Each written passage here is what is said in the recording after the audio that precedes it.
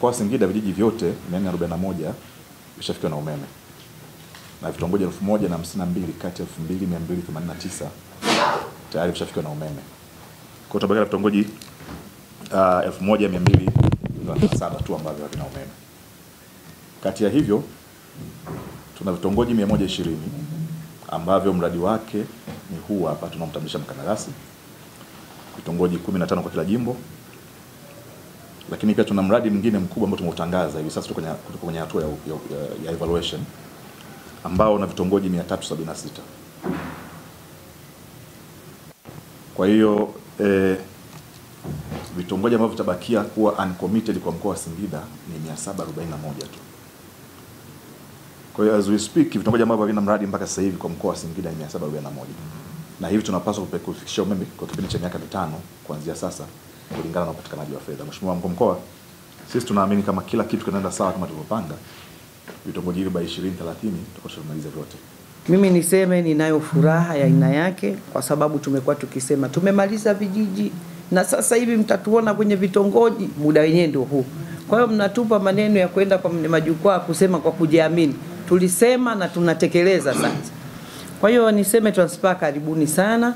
Sisi ndugu zenu wa Singida tunawapokea, tutawapa ushirikiano wa kutosha kuhakikisha kwamba kazi inaenda kama mlivyopanga. Lakini mimi kwa namna kipekee niseme kwa sauti kubwa, nimeipenda hii spirit ya kwenu. Ya kwamba ni kweli kwamba tunamtengea mtu miaka 2 aweze akatenda mradi.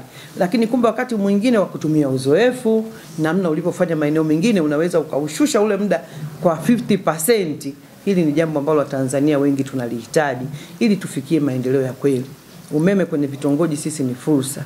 Viwanda vidogo vidogo kuprocess mazao yetu tunaolima huko kwa wakulima. Kwa hiyo mimi niseme hii nimeipenda na nitaibebea bango, nitaisema kweli ili wengine wote huko nchini wasikie na wenyewe walioko kwa punguze miaka 2 waende kwenye 50. Tanzania yote iwake tuseme Dr. Samia oye. Mheshimiwa Rais ametoa hiyo bilioni 17.3 kwa ajili ya mkoa wa Singida kwa vitongoji 15 kila jimbo. Na jumla ya vitongoji ni 120. Tufahamu kwamba gharama hii ni kubwa na gharama ya kuunganisha umeme kwa kila mwananchi ni kubwa. Na gharama halisi inaanzia 320,000 mpaka milioni 1. Lakini Mheshimiwa Rais ametoa pesa hizi ili wananchi waweze kuungiwa kwa shilingi 27,000. Maana yake nini? Maana yake kile kinachozidi serikali imekwisha kulipa. Sasa wito wangu kwa wananchi ni kwamba kama serikali imepanga mipango hii ya maendeleo na imetoa kiasi hiki cha gharama, basi ni vizuri wananchi wakajiandaa kupokea huduma hii njema ambayo serikali imetoa fedha au imewekeza fedha nyingi kiasi hiki.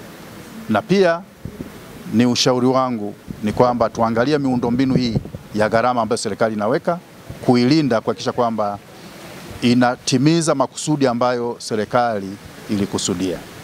Kama mkandarasi mzoefu naamini hii kazi tutaifanya ndani ya muda mfupi sana tukipata ushirikiano mkubwa kutoka kwa mkuu wa mkoa wa Singida pamoja na client ambaye ni REA na TANESCO. Kila mtu akitekeleza majukumu yake, sisi tumejipanga vizuri sana.